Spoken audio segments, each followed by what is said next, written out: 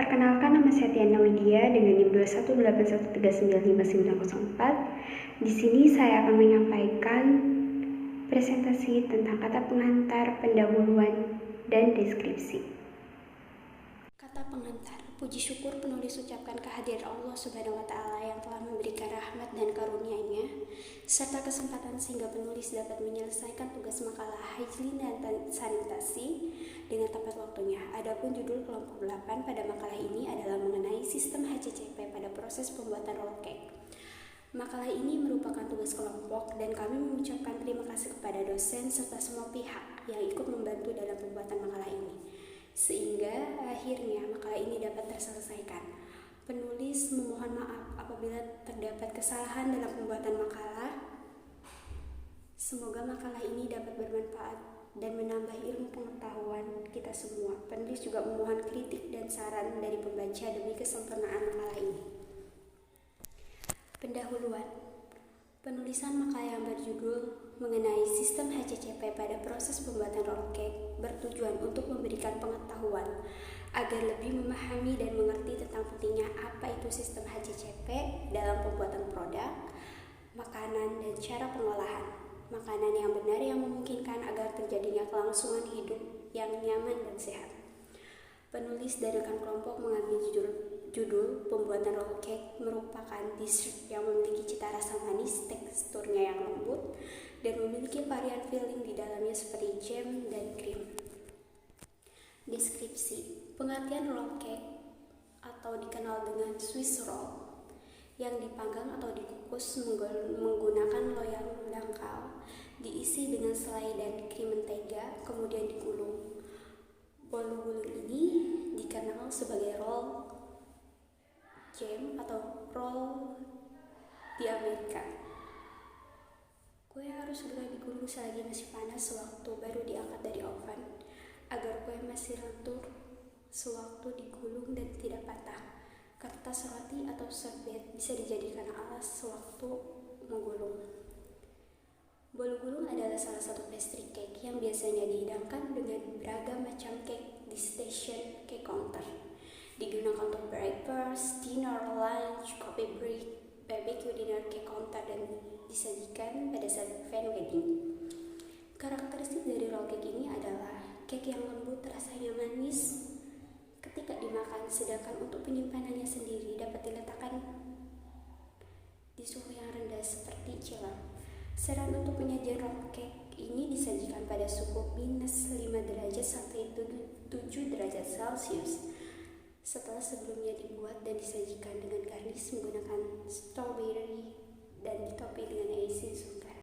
Saya Yustika Mei Astuti, NIM 21813959905 akan menjelaskan mengenai target pembeli, bahan pembuatan roll cake, serta diagram alir proses pembuatan roll cake. Identitas target pembeli. Target pembeli roll cake ini adalah semua kalangan masyarakat, karena roll cake merupakan dessert yang terkenal dan banyak diminati oleh masyarakat. Cita rasa yang manis dan lembut, serta harga yang terjangkau, membuat dessert ini dapat dinikmati oleh semua kalangan masyarakat. Kemudian, bahan-bahan yang digunakan juga cukup aman, tanpa bahan pengawet, sehingga dapat dikonsumsi baik oleh anak-anak, balita, remaja, ataupun orang dewasa. Kemudian, bahan-bahan dalam pembuatan roll cake ini ada 3, yaitu bahan baku, bahan pendukung, serta bahan tambahan. Bahan bakunya adalah tepung terigu sebanyak 100 gram.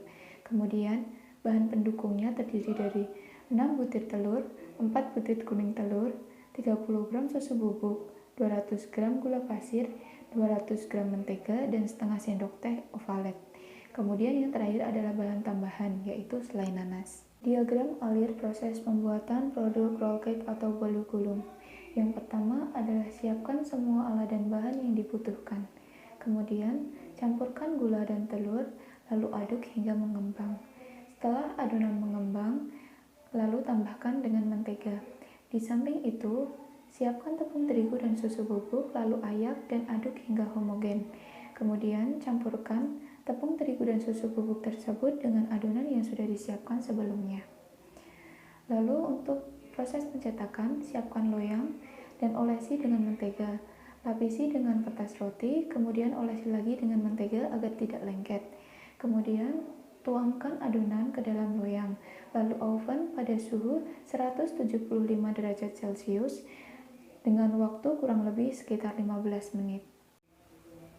Kemudian setelah kue matang, angkat dari oven, lalu diamkan sebentar agar saat diangkat dari loyang tidak terlalu panas.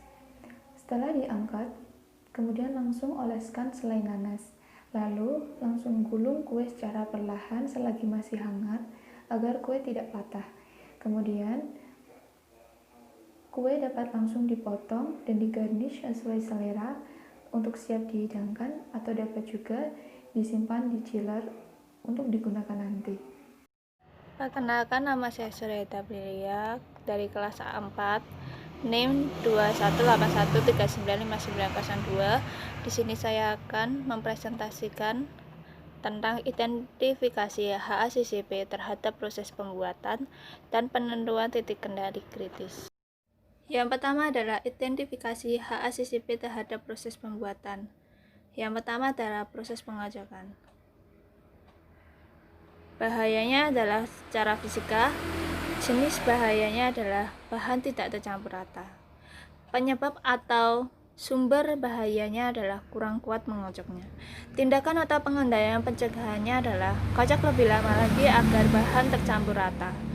Probabilitasnya adalah high, keparahan high, dan signifikasinya adalah signifikasi. Yang kedua adalah pengayakan. Bahayanya adalah secara fisika. Jenis bahayanya adalah gumpalan tepung masuk ke adonan. Penyebab atau sumber bahayanya adalah ayakan bolong. Tindakan atau pengendalian pencegahannya adalah ayak kembali apabila masih ditemukan gumpalan tepung. Probabilitasnya adalah low, keparahannya adalah low, dan signifikasinya adalah non-signifikasi.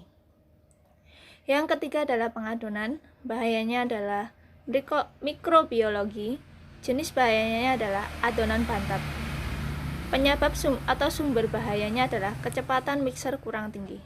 Tindakan atau pengendalian pencegahannya adalah aduk adonan mixer dengan kecepatan tinggi agar adonan mengembang.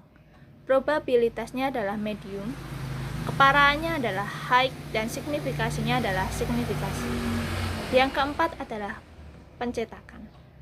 Bahayanya adalah secara mikrobiologi dan fisika. Jenis bahayanya tidak ada. Penyebab atau sumber bahayanya adalah kontaminasi cetakan yang tidak steril. Tindakan atau pengendalian pencegahannya adalah cuci cetakan dengan bersih, lalu keringkan dengan lap. Probabilitasnya adalah medium, keparahannya adalah high, dan signifikasinya adalah signifikasi. Yang kelima adalah pengovenan. Bahayanya adalah medium. Jenis bahayanya adalah tidak matang sempurna. Penyebab atau sumber bahayanya adalah suhu dan waktu pengovenan tidak diperhatikan. Tindakan atau pengendalian pencegahannya adalah perhatikan suhu dan waktu. Probabilitasnya adalah high, keparahannya adalah high, dan signifikasinya adalah signifikasi. Yang keenam atau proses yang terakhir adalah penggulungan.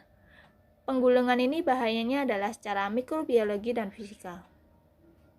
Jenis bahayanya adalah tidak tergulung dengan sempurna. Penyebab atau sumber bahayanya adalah pemberian selai nanas yang berlebihan. Tindakan atau pengendalian pencegahannya adalah beri selai secukupnya dan ratakan. Probabilitasnya adalah high, keparahannya adalah high, dan signifikasinya adalah signifikasi. Titik kendali kritis bolu gulung. Yang pertama adalah tahap proses percetakan.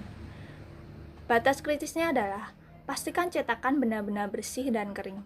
Yang kedua adalah pengovenan, yaitu lakukan dalam suhu 175 derajat Celcius selama 10 menit. Dan yang terakhir adalah proses pengadonan, yaitu aduk adonan dengan mixer kecepatan tinggi akan mengembang.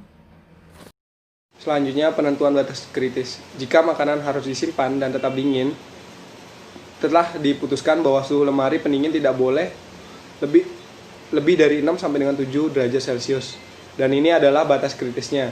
Kemudian jika salah satu cara kita untuk mencegah kontaminasi silang antara menggunakan cetakan bolu yang tidak berkarat, mixer dough yang keadaan bersih, maka batas kritis bagi staf adalah selalu menggunakan peralatan pastry yang bersih dan tidak berkarat. Dan yang terakhir, kesimpulan. Produk roll cake ini sangatlah cocok dihidangkan sebagai makanan penutup atau dessert karena memiliki tekstur cake yang lembut dan rasanya yang manis. Bahan baku yang digunakan sangatlah mudah untuk dicari dan proses pembuatannya tidak terlalu rumit.